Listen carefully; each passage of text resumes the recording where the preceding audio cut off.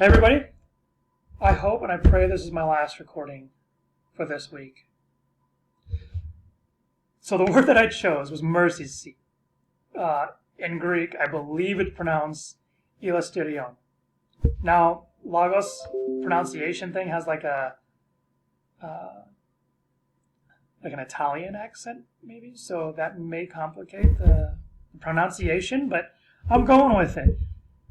So the word is very interesting to me. It kind of stood out to me since Sunday school a couple weeks ago, actually. We were going through Exodus, and we hit 25, and we talked about the construction of the Ark of the Covenant and the mercy seat. And everybody got hung up on it. Not everybody, but the whole conversation got hung up on the concept of a mercy seat. Because the question came up like, who sits on it? What's the seat for? Is it padded? Looking at the pictures, it doesn't look like somebody could sit on it because the wings of the cherubim are facing inward, overshadowing the seat. So what do we do with that? What is that to mean? Why is this so important? And so we had to kind of dive into the function of it and really kind of expound upon what the mercy seat and its construction and its function. And so when I pulled up the list of words and all these fantastic words popped up that I wanted to study, I found mercy seat to maybe pop out a little more. And I thought maybe I could share it with the class, the Sunday school class, this next Sunday. And then as we go, you might find that it's actually a great word to throw around this Good Friday. But the word itself is only used two times in the New Testament, Romans 3:25 and in Hebrews 9:5. No matter where you look, in every translation I've tried to find, it is both translated differently in Romans and in Hebrews. In Hebrews, it could be expiation or mercy seat. In Romans 3:25, which is my focus for the purposes of this video and word study, it's typically propitiation, but is sometimes also atoning sacrifice. And the word itself is both a noun and an adjective. I would say that it's more or less an adjective than it is a noun, but it's a substantive adjective in the sense that it's an adjective that serves as a noun. And the thing that really clued me in on this was as you go through the Septuagint or you go through any of the Greek versions we have here, we find that the word that's placed there is mercy. We just see it defined as mercy. And then there's the word seat, but it's got a little arrow pointing towards ἱλαστήριον, mercy for mercy, which is more appropriate is maybe merciful is another. It's a kind of a deviant or a deviation from merciful. But propitiation was a word used in Romans because that's more of a Roman word or understanding or a context where it was used in Greek as a means of a place or a source of mercy that has been granted by a god or deity. Just that's a general sense of the word. So that's propitiation, and that's how it ends up in Romans, and the only place where ἱλαστήριον is translated as such. But the word seat isn't included in that word merciful or mercy. English has to supplement that word to make sense of it. And when you put it in the context of the sentence, it's an adjective, but it doesn't really fit how it's being used. And I think a good example of that's Hebrews 9:5, where it actually says the cherubim overshadowing the mercy. That doesn't really make a lot of sense, does it? It just doesn't. It doesn't really fit. Even if we were to put mercy seat in the sense of Romans, we're going to find that whom God put forward mercy seat by his blood. Not mercy seat, put forward mercy by his blood.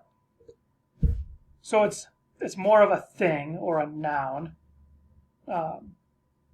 rather than describing the source or the place of the position or status of the person before the deity, which is in a gain of mercy. So when I felt really unsure about that, as you can probably tell in the way I'm describing it, the exegetical dictionary was really helpful in explicitly saying that it's substantive, adjective. So that's really helpful. If you doubt me, exegetical dictionary confirms that. But according to our lectures, when we have to supplement a noun to make sense of the word, the adjective, or the whole sentence in general, we have to supplement that, the adjective going before it is serving as the noun. And our example was the mighty one. The one is being the noun, and mighty being the adjective, but it's substantive, because mighty one is the one word that functions as the noun. And so here we have mercy seat. And so since it's functioning as a noun, now we go into the noun portion of how it's functioning. And then I would argue that it's functioning as a double accusative. I didn't have anything that said, hey, Jared, you might be wrong. Or if you feel wrong, this is what it is. The exegetical dictionary did not help me out there. But I would argue that it's actually a object complementary. Because if we read Romans in its context, when I say in its context, I mean rather than picking up in the middle of a sentence like chapter 25 does, we can jump up to like verse 23, where it begins, "For all have sinned and fallen short of the glory of God, and are justified by his grace as a gift, through the redemption that is in Christ Jesus, whom God put forward as a propitiation by his blood to be received by faith. This was to show God's righteousness, because in his divine forbearance he had passed over former sins." So it's in Christ Jesus whom God put forward. And so the whom that's being put forward is Jesus. So Jesus is here is going to be our object, and God is putting him forward. So a propitiation is complementing who Jesus is. Because as it reads, it puts forward a propitiation, links Jesus as the propitiation. And that is where the significance of this text comes in. Before I dive into just Romans, I think it's appropriate to actually go back to the Old Testament to talk about the mercy seat there and how it functioned. So the Ark of the Covenant held the tablets from Moses, right? We understand the tablets. If you haven't done an in-depth study there, the tablets are most likely 2 copies. Instead of being like 1 through 5 on one and 1 through 10 of the commandments on the other, it was more like 10 and 10. And because the Near Eastern treaties customs and was one party would get 1 copy and the other party would get the other copy, and so each people groups or people making the treaties would have a copy of it.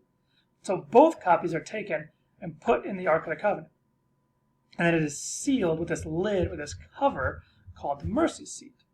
Now, if you go to the Hebrew word, which I didn't do in a whole big study on that, but the word is kaporet. I remember that word because it's like Kelly Kapoor from The Office, and rat. I don't know why, but it's more ret, kaporet. But the root of that word means to cover sins, and so it's covering the ark is covering the covenant, therefore covering sin, if that's a way. It is kind of almost like a protective, a seal. And then what they would do with this seat is they would have the bull that they used as a sacrifice, and blood would be splattered on this 7 times. And the blood that was splattered on it was to be the atoning sacrifice. It served as the atoning sacrifice. And then there'd be incense, and it had to be completely bathed in a cloud of incense that would be a pleasing aroma to God. But it was from this seat, from this image where the cherubim are sitting with the wings facing inward, that we then move into Isaiah, where he's sitting and he has this vision of God in the Holy of Holies. And beside him are two cherubim on either side, just like the ark, either side, right? And then the cherubim come forward. One of them grabs a coal from the altar, where they would burn the meat from the atoning sacrifice, place it on his lips, announce that he has been made clean, and suddenly he has communion and fellowship with God in the sense that he can hear God speaking. And it's Isaiah's commissioning. And so there's a whole other message on atonement there, and then calling, and you can go everywhere with that. But the point is God is seen as forgiving the sins of Isaiah in this, but he's also seen as being sat upon this mercy seat, as a place of God who dwells in the Holy of Holies, in the Ark of the Covenant that's sealed up in this box that few people are even allowed to look at when it's in the Holy of Holies, and even fewer people are even allowed to touch. You might remember when David rescued the ark, and it almost fell over, and somebody stopped it from getting on the ground, and that person died for touching it. Right? This is the closest they'll get to the physical embodiment or presence of God on earth.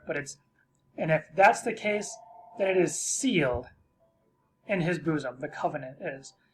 And so now we move into this New Testament thing where the definition and the understanding of this comes from Paul's use of this Hebrew knowledge, this custom of the atonement of sins, or the atoning sacrifice, and the act of expiation or propitiation where they cast the blood onto it. And typology wants to say that Jesus is the blood, but Paul is using this as Jesus is the seat. So it becomes quite significant here when we realize what Paul is saying is that the covenant between God and his people is sealed in Christ, and it's in Jesus Christ from which atonement, from which the sacrifice has been laid upon. He is the sacrifice, but from which expiation, which propitiation, from which God is merciful, or we receive mercy, pardoning, atonement, where grace is extended. He is the source and provider of it. Not just as in function. It's not just something he did, but it's also the very essence of who he was. They are inextricably bound together. What he did and who he was. And so we rest in this verse in 5 where it says that it was the redemption that comes through Christ. The propitiation, the rejoining, the mercy, the grace has been covered with Christ, from whom God put forward as a propitiation. So God put him forward, and it is in his blood to be received by faith. It says this was to show God's righteousness, because in his divine forbearance he passed over former sins. And so the sins are covered, right? The mercy seat covers the covenant, right? And just as Christ establishes the new covenant, which doesn't replace the old, but fulfills it. So as the fulfillment of the new covenant is in him, through which we receive mercy, grace, through which we receive atonement, both in who he is and what he's done. And that's it. I hope I got it all. All the dictionaries and everything else are very explicit. There is no disagreement in the translation of this word as far as a place of forgiveness or a means of forgiveness and a sacrifice of atonement. Except in the New Testament is now understood to be not only something that is done or just a place that it's done at, but it is both a means of forgiveness, it's both a thing, and something that's been done. It is within the person of Christ, and the person of Christ is the source of it.